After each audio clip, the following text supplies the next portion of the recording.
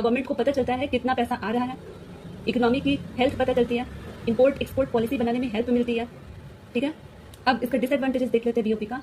अगर बीओपी में बहुत डेफिसिट हो जाए तो डॉलर का प्रॉब्लम होगा, करेंसी वीक हो सकता है और इंपोर्ट महंगा हो सकता है। ठीक है, अब एक कीवर्ड्स को देखते हैं कि यूजीसी नेट का systematic record, all economic transactions, residence, rest of the world 1 year, ये सब बीओपी का कीवर्ड्स है, मेन कीवर्ड्स है, इसको याद रखना है। क्योंकि सिस्टमैटिक रिकॉर्ड में क्या है, का क्या मतलब है, प्रॉपर अकाउंटिंग फॉर्मेट में रिकॉर्ड होता है। ठीक है, रेसिडेंस जो इंडिया में रहता है सिर्फ सिटीजन्स नहीं, रेसिडेंट्स भी। रेस्ट ऑफ द वर्ल्ड मतलब इंडिया के बाहर के सभी कंट्रीज भी आते हैं इसमें। और इकोनॉमिक ट्रांजेक्शन जहाँ पैसा इकोनॉमिक वैल्यू का एक्सचेंज होता है। ठीक है,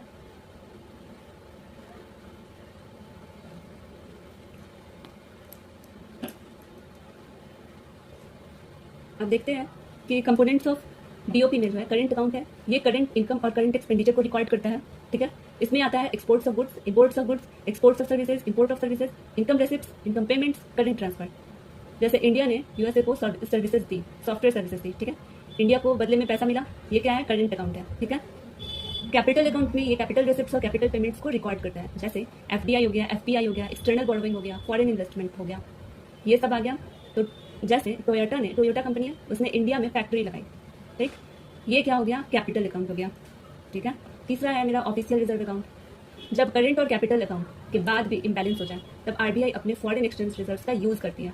ठीक, अब इसका इंपॉर्टेंस देख लेते हैं एक बार। बीओपी गवर्नमेंट को बताता है कंट्री की इंटरनेशनल फाइनेंशियल पोजीशन क्या है, फॉरेन एक्सचेंज इनफ्लो और आउटफ्लो को बताता है। ठीक है, एक्सचेंज रेट पॉलिसी बनाने में हेल्प करता है, इंपोर्ट एक्सपोर्ट बनाने में मदद करता है, इकोनॉमी स्ट्रांग है ये भी ये बताता है। ठीक, हमको लगता है कि सारा टॉपिक हो गया। और एक यूजीसी नेट का इंपॉर्टेंट फैक्ट सब लोग को बता देता है कि बीओपी बहुत मतलब कि ब्रॉडर है बीओटी से। BOP is broader than BOT. BOT is not only one component of BOP. BOP follows the double entry system of accounting. हर ट्रांजेक्शन के 2 एंट्रीज होते हैं। ठीक है, इसी को डबल एंट्री सिस्टम, इसमें भी क्रेडिट और डेबिट होता है।